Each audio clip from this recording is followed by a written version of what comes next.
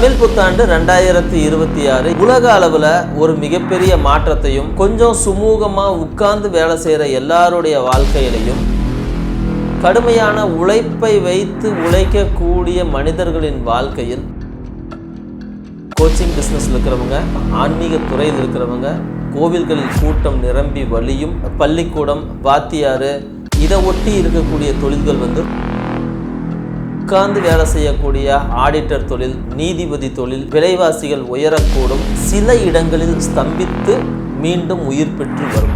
இருந்தாலும் உழைக்கும் வர்க்கத்துக்கு இந்த ஆண்டு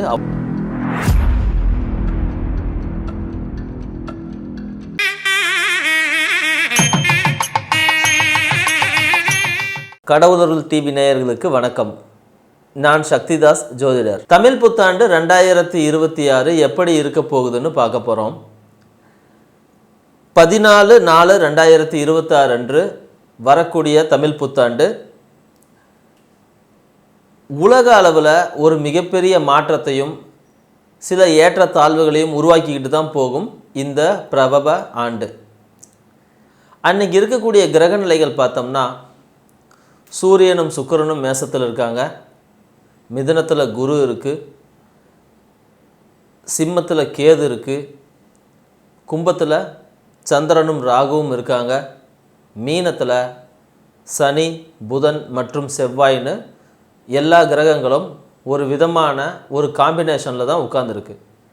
இந்த காம்பினேஷன் உலக அளவில் இந்த தமிழ் புத்தாண்டுக்கு என்னென்ன விதமான நன்மைகளை உருவாக்கி தரப்போகுது, இல்லை என்னென்ன விதமான தீமைகளை உருவாக்கி தரப்போகுது அப்படின்னு பார்க்கும்போது, கொஞ்சம் சுமூகமாக உட்கார்ந்து வேலை செய்கிற எல்லாருடைய வாழ்க்கையிலையும் ஒரு விதமான ஏற்றத்தையே உருவாக்கி தரும்.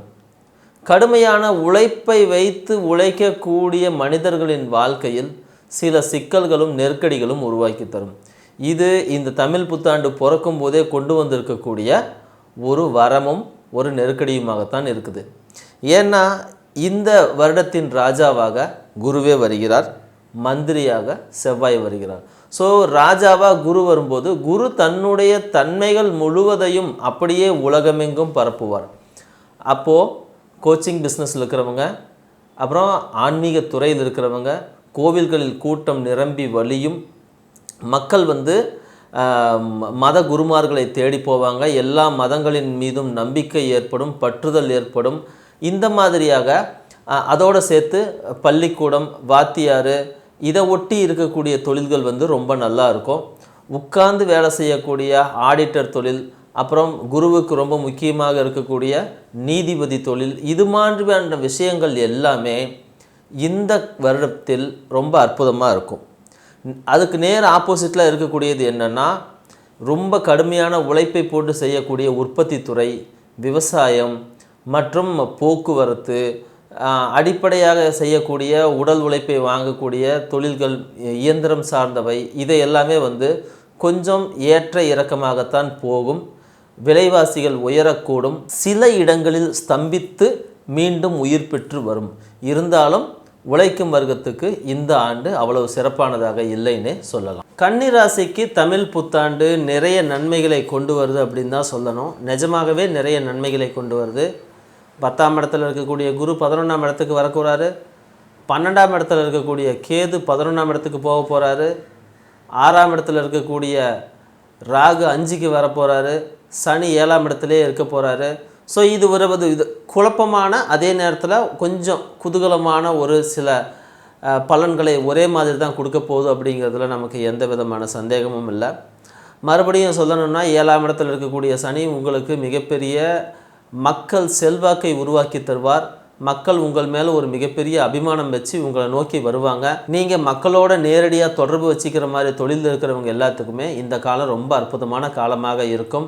குறிப்பாக அரசியலில் இருக்கிறவங்க, வியாபாரம் செய்கிறவங்க எல்லாத்துக்குமே இந்த காலம் நல்லது.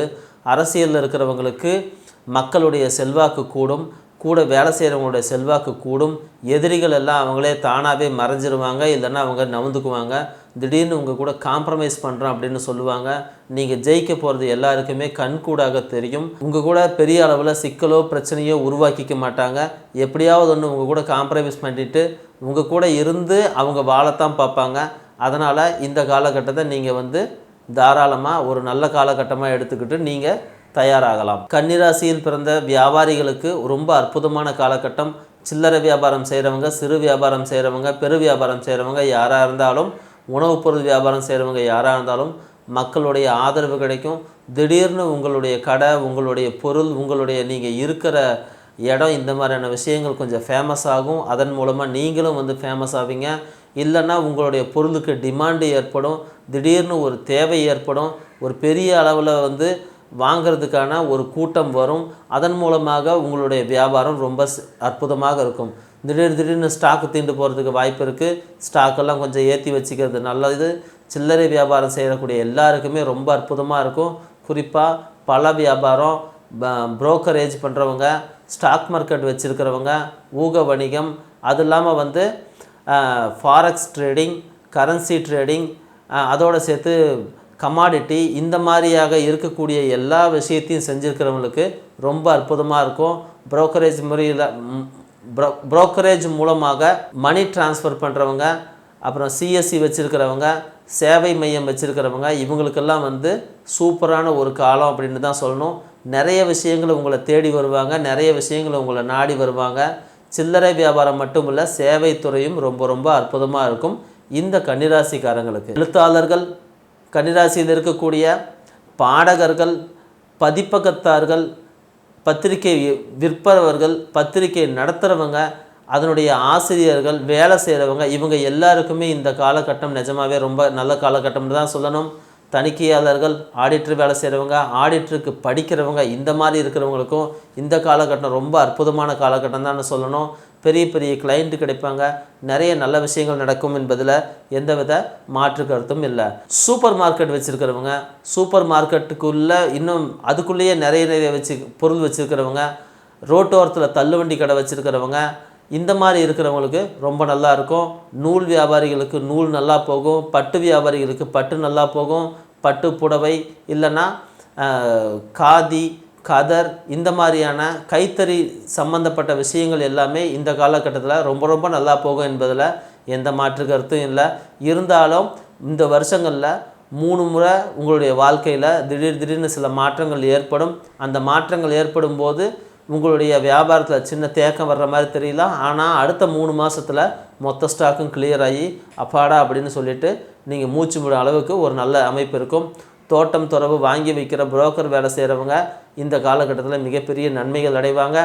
அதோடு சேர்த்து பால் வியாபாரத்தில் இருக்கிறவங்க நல்லா இருப்பாங்க, உணவுப் பொருள் விற்கிறவங்க நல்லா இருப்பாங்க, ஹோட்டல் கடை வச்சுருக்கிறவங்க நல்லா இருப்பாங்க. இவங்களுக்கு எல்லாத்துக்குமே நல்லா இருந்தாலும் கூட குழந்தைகள் விஷயத்தில் கொஞ்சம் கவனமாக இருந்துக்கணும். 7ஆம் இடத்துலேருந்து சனி பார்க்குறது கொஞ்சம் சிக்கலான விஷயந்தான். அம்மாவுக்கு உடல் நலத்தில் கவனம் தேவை. ஏதாவது ஆப்ரேஷன் பண்ணணும் அப்படின்னா உடனே பார்த்துருங்க. அம்மாவோட கண் பார்வையை பற்றி கொஞ்சம் செக் பண்ணி பார்த்துக்குங்க. குழந்தைகளுக்கு கண் பார்வை, தோல், இந்த மாதிரியான விஷயங்களுக்கு செக் பண்ணிக்கிங்க. நீங்களும் வந்து மனம் எங்கேயாவது சோர்வடைந்துச்சு அப்படின்னா அதுக்கு தகுந்த மாதிரி ஏதாவது ஒரு விஷயத்தை செஞ்சு மனசை கொஞ்சம் வந்து சுறுசுறுப்பாக வச்சுக்கிறதுக்கு என்னென்ன வாய்ப்புகள் இருக்கோ அதை தேடி கண்டுபிடிச்சி அதை ஏற்பாடு பண்ணும்போது இன்னும் கொஞ்சம் நல்லா இருப்பீங்க. உடற்பயிற்சி செய்யறதுக்கு முயற்சி பண்ணுங்கள். லைஃப் ரொம்ப ரொம்ப சூப்பராக இருக்குன்றதில் எந்த மாற்று கருத்தும் இல்லை. கன்னி ராசியில் இருந்து தங்க வியாபாரம் செய்கிறவங்களுக்கு இந்த காலகட்டம் ரொம்ப நல்ல காலகட்டம். தங்கம் விலை தொடர்ந்து குறைஞ்சிக்கிட்டே வரும். திடீர்னு தான் ஏறும். ஆனால் அது ஏறுறதுக்கு இன்னும் 6 மாதம் இருக்குது. அது வரைக்கும் தங்கம் விலை குறைஞ்சிக்கிட்டே தான் போகும். ஸோ தங்க நகைக்கடை வியாபாரம் பண்ணுறவங்க நல்லா இருப்பாங்க.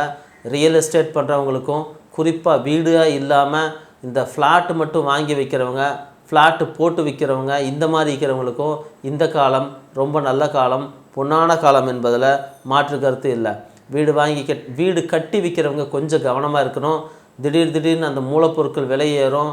உங்களால் ஒரு ரேட்டை ஃபிக்ஸ் பண்ண முடியாது. இன்றைக்கி ஒரு ரேட்டு, நாளைக்கு ஒரு ரேட்டுன்னு தான் இருக்கும். கொஞ்சம் கவனமாக இருங்க. ஒரு 6-8 மாதத்துக்கு இந்த நிலைமை தான் போகும். அப்படிங்கிறது உலகளவில் அப்படி தான் இருக்குது. கொஞ்சம் பார்த்துக்குங்க. கன்னிராசிக்காரங்க வெளியூர், வெளிநாடு எங்கேயாவது போகணும்னு ஆசைப்பட்டீங்கன்னா கண்டிப்பாக போகலாம்.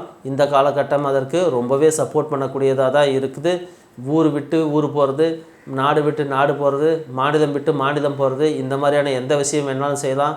ஐடி ஃபீல்டுக்காக ஒரு இடத்துலேருந்து இன்னொரு இடம் மாறக்கூடிய சூழ்நிலைகள் உருவாகும். இருந்தாலும் சில நேரங்களில் உங்களுக்கு ஒரு 3 மாதம் வேலை இல்லாமலே போகிறதுக்கு கூட வாய்ப்பு இருக்குது. இது நாள் வரைக்கும் சேர்த்து வச்ச பணத்தை வச்சு கொஞ்சம் அப்படியே ஏதாவது கற்றுக்க முடியுமான்னு பாருங்கள். செல்ஃப் டெவலப்மெண்ட் பண்ணுங்கள், குடும்பத்துக்கு நேரம் ஒதுக்குங்க.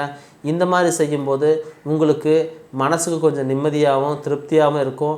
எல்லாமே ஒரு சின்ன 3 மாத பிரச்சனையாக தான் உங்களுக்கு வந்து சேரும். 3 மாதம் முடிஞ்ச உடனே உங்கள் வாழ்க்கை பழையபடி மாறிக்கும். கன்னிராசியில் இருக்கிறவங்களுக்கு இந்த சிக்கல்கள் எல்லாமே மாறுறதுக்கு நிறைய வாய்ப்புகள் இருக்குது. ஆனால் 3 மாதம் தான் எல்லா பிரச்சனையும் அப்படிங்கிறத நீங்கள் நல்லா புரிஞ்சுக்கணும். கன்னிராசியில் இருக்கிறவங்களுக்கு வரக்கூடிய பிரச்சனைகளுக்கு தீர்வு காண்பதற்கு தேய்பிறை துவாதசி திரியும் அஸ்த நட்சத்திரமும் கூடிய நாளில் பெருமாள் அல்லது கிருஷ்ணர் சன்னதிகளில் போயிட்டு அங்கே ஏதாவது இனிப்பு பிரசாதங்களை அந்த கோயிலில் விநியோகம் பண்ணிவிட்டு பக்தர்களுக்கோ இல்லை வேறு யாருக்காவது வெளியே இருக்கிறவங்களுக்கோ கொடுத்து நீங்கள் செய்து கொண்டே வர உங்களுக்கு இந்த பிரச்சனை தீரும். ரொம்ப முக்கியம், அந்த குறிப்பிட்ட நாளில் போயிட்டு வரும்போது உங்கள் பிரச்சனை சிங்கிள் ஷாட்டில் தீர்ந்து திடீர்னு ஒரு மேஜிக் மாதிரி சில விஷயங்கள் நடக்கும். அந்த நாள் எது அப்படிங்கிறத தேடி கண்டுபிடிச்சி அந்த நாளுக்காக தயாராகிக்கிங்க. உங்களுக்கு இந்த வீடியோ பிடிச்சிருக்குது அப்படின்னா சப்ஸ்கிரைப் பண்ணுங்கள், ஷேர் பண்ணுங்கள், லைக் பண்ணுங்கள், உங்களுடைய கமெண்ட்டை கமெண்ட் பாக்ஸில் போடுங்க. நன்றி, வணக்கம். கடவுள் அருள் டிவியை பார்த்தமைக்கு நன்றிகள். மேலும் இது போன்ற தகவல்களை தெரிந்து கொள்ள கடவுள் அருள் டிவியை சப்ஸ்கிரைப் செய்யுங்கள். மறக்காமல் பெல் ஐக்கானை கிளிக் செய்யுங்கள்.